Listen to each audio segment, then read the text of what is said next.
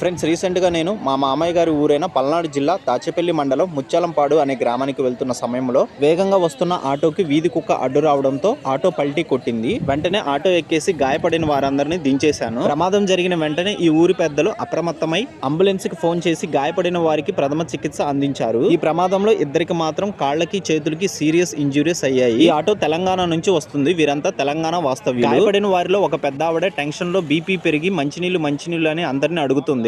నాకు వినిపించిన వెంటనే మంచినీళ్ళ కోసం వెళ్ళాను. కానీ దగ్గరలో షాపులు అయితే అసలు కనిపించలేదు. వెంటనే ఎదురుగా వస్తున్న స్కార్పియో వెహికల్ ఆపేసి విషయం చెప్పి వాటర్ అడిగాను. కారులో ఉన్న driver owner fraction of seconds లో రెస్పాండ్ అయ్యి నాకు 2 బాటిల్స్ ఇచ్చారు. వెంటనే ఆ పెద్దావిడికి ఇచ్చాను. కొంచెం టెన్షన్ తగ్గించుకుంది. ప్రమాదానికి గురి అయిన వ్యక్తులను మన వంతు సహకారం అందించాలనే ఉద్దేశంతోనే ఈ వీడియో చేశాను. ఇది కేవలం ప్రజలకు అవగాహన కల్పించడం కోసమే చేశాను. తర్వాత స్థానికులు వీరందరినీ అంబులెన్స్ లో హాస్పిటల్ కి తరలించారు. ఓవర్లోడ్ తో అతివేగంగా వస్తున్న ఆటోకు వీధి కుక్క అడ్డు రావడంతో ఈ ప్రమాదం జరిగింది.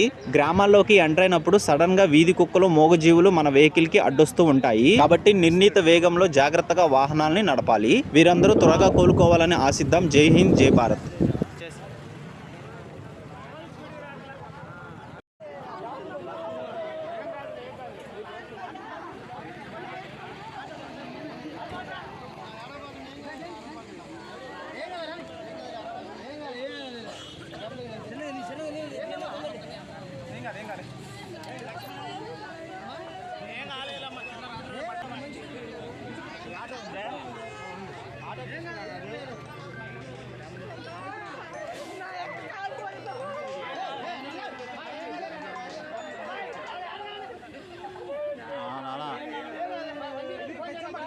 ముత్యాలంపాడులో ఉన్నాలే,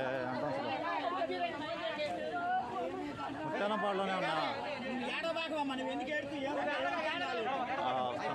ఆటో పడదు ఊర్లో, ఆటో కింద పడదు ఇక్కడ ఊర్లో.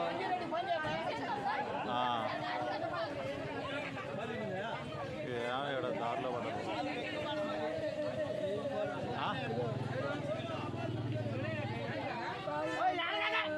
ముత్యాలంపాడులోనే ఊరి చివర పడ్డది ఆటో.